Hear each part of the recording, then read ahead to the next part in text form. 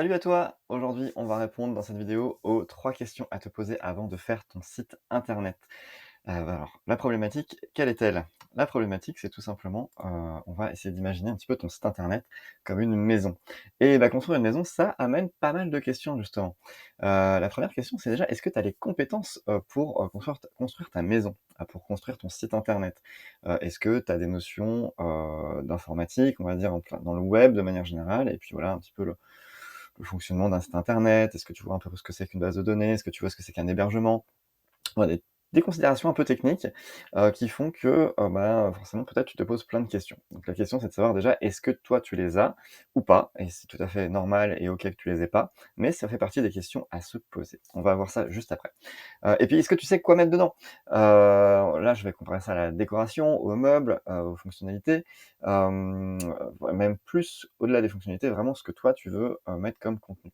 Donc on va vraiment voir tout ça et détailler en détail ces questions. Alors la première question, c'est: est-ce que tu es à l'aise avec la technique? Tu construis une maison, donc est-ce que tu es à l'aise avec le web? Ou alors est-ce que tu n'as pas peur et tu as envie de faire par toi-même? C'est des questions importantes parce que, si tu es vraiment pas à l'aise et ben, ça va, orienter du coup la solution technique, par rapport à, là où tu en es aujourd'hui.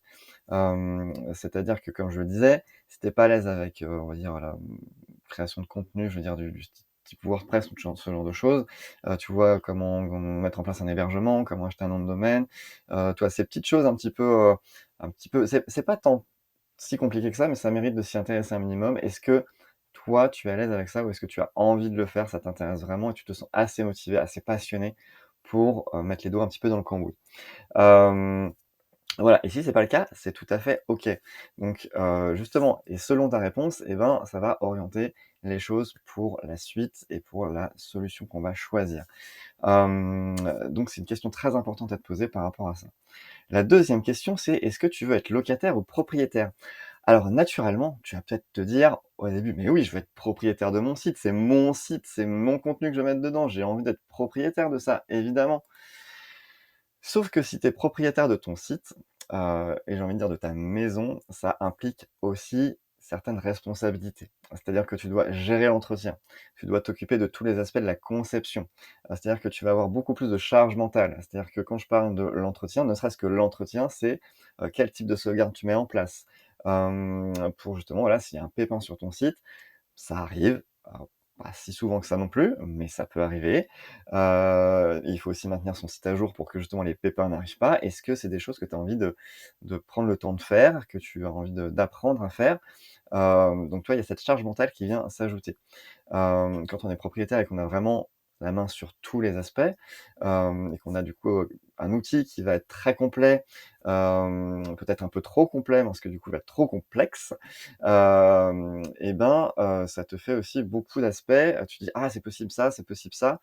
Et donc plein de questions en plus. «Ah mais du coup, il faut que j'aille chercher du côté de ce plugin-là, mais je suis pas trop sûr de comment il fonctionne». Ça soulève encore plus de questions en fait, voilà. Et donc du coup, en fait, est-ce que tu as envie de cette charge mentale? Est-ce que tu as envie d'être, propriétaire dans ce sens-là? J'imagine globalement que toi, ce que tu veux, mais que tu sois propriétaire ou locataire, c'est du coup pour ton site internet, voilà, tu veux l'alimenter, tu veux poster des choses dessus, tu veux qu'on te trouve. Que tu sois finalement propriétaire ou locataire, si on prend un peu de recul, peut-être que ce n'est pas si important. Par contre, c'est important de répondre à la question. Heu et si tu es locataire justement, eh bien, tu as entre guillemets «tout clé en main». C'est-à-dire que alors tout, une grande partie d'outils, peut-être pas tout parce que tu maîtrises pas la technique. Je pense à des, plateformes comme Wix, Jimdo, et une autre en particulier dont je te parlerai, qui font que tu n'as tout simplement, pas accès, tu n'as pas la main sur tout. En fait, tu es dépendant de des fonctionnalités qu'ils vont mettre en place, pour toi selon ton forfait et donc ça va te coûter plus ou moins d'argent. On va revenir sur ça après. Mais en tout cas, tu as quand même le minimum vital pour lancer ton site internet, facilement, avec beaucoup moins de considérations techniques à avoir en tête. Et là, en fait, tu peux juste faire, la déco. Tu peux t'occuper vraiment des meubles, tu vas te concentrer sur ce que tu vas mettre dedans. On va voir ça un petit peu plus tard encore. Il y a vraiment plein de choses dans cette vidéo qui t'attendent. Et donc tu vois, voilà, juste avoir besoin de «remplir la maison» entre guillemets, donc charge mentale en moins, égale aussi moins de problèmes. Tu as pas la maintenance à faire, par exemple, pour ne citer que celui-ci. Donc finalement, être locataire, ça peut être intéressant. Voilà, sur cet aspect-là, ça va te permettre aussi de te concentrer davantage sur ton cœur de métier, ton activité. Alors ça, c'était la deuxième question. Donc troisième question, alors quoi faire? Quoi faire justement? Alors non, c'est une question intermédiaire justement pour t'aider à savoir dans quelle direction tu dois aller. Si tu es pas doué en technique, mais que tu veux être propriétaire, tu vas avoir la solution du coup de déléguer à des artisans. C'est-à-dire que, bah, moi je suis pas couvreur, donc si je veux refaire mon toit, dans ma maison, je vais devoir faire appel à un artisan. Donc ça va avoir un coût et je vais manquer d'autonomie. Je vais pas pouvoir le faire tout seul, je vais pas pouvoir me débrouiller tout seul. Donc voilà, si tu es vraiment, en recherche d'autonomie à fond, à fond, à fond, dans les moindres détails, bon ça peut être une solution, mais voilà, tu vas avoir ce côté-là à prendre en compte. Si tu es, OK avec la technique, que tu sois doué, ou pas, mais que ça t'intéresse et que tu as envie d'y aller, et que tu veux être propriétaire, et ben, la solution ce serait effectivement, bah, là tu maîtrises tout, tu vas pas, ça va te demander du temps, certes, tu vas le payer en temps, mais tu vas économiser de l'argent et là je t'orienterais vers une solution de type WordPress, pour, bah, créer ton site internet. WordPress, c'est un blog c'est un outil, un CMS, c'est-à-dire que tu as une structure, tu remplis les choses dedans, mais tu as vraiment la main sur vraiment tous les détails de cette structure-là. Tu peux aller, toucher les fichiers dans le code, tu peux avoir accès à la base de données, tu peux vraiment faire plein de choses, quasiment tout, avec ce type de site internet. Et donc là, c'est OK. C'est-à-dire que tu es propriétaire et tu vas, soit déléguer la technique, soit t'en occuper.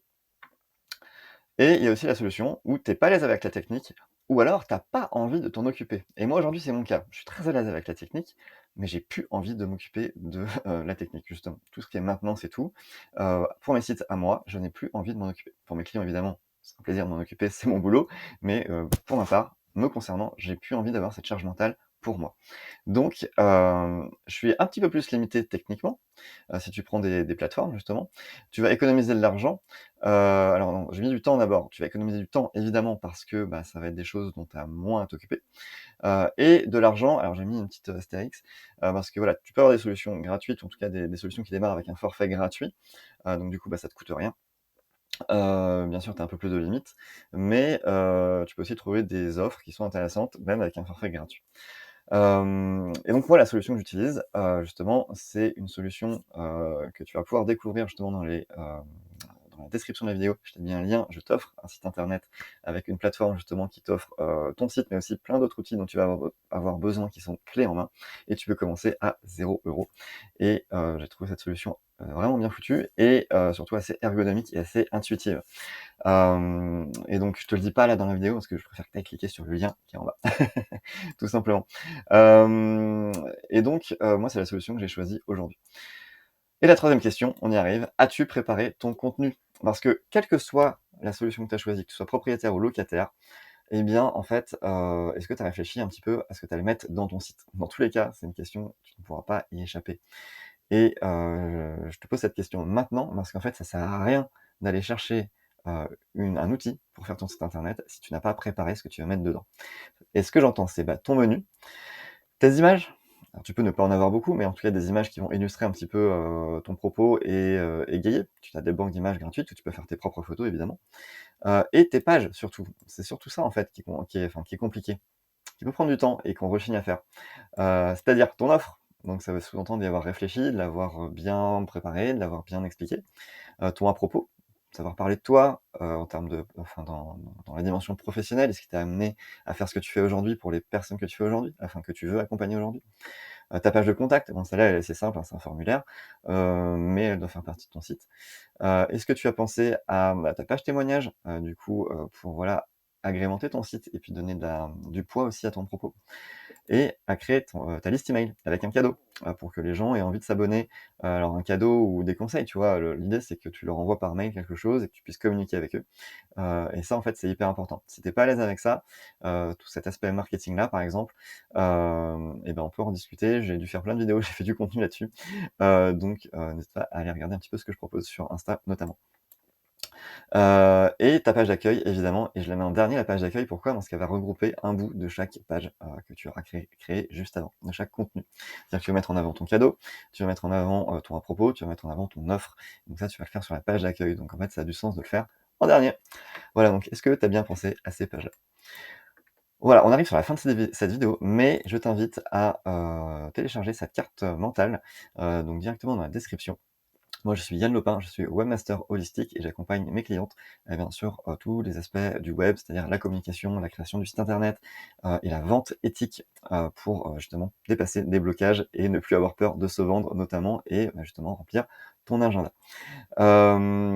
Et double bonus donc je t'offre la structure, oh j'ai du mal à articuler ce matin, la structure de ton site web, le lien est en description, je te le remets ici. Voilà, j'espère que cette vidéo t'aura appris pas mal de choses et je te dis à bientôt dans une prochaine vidéo. Salut!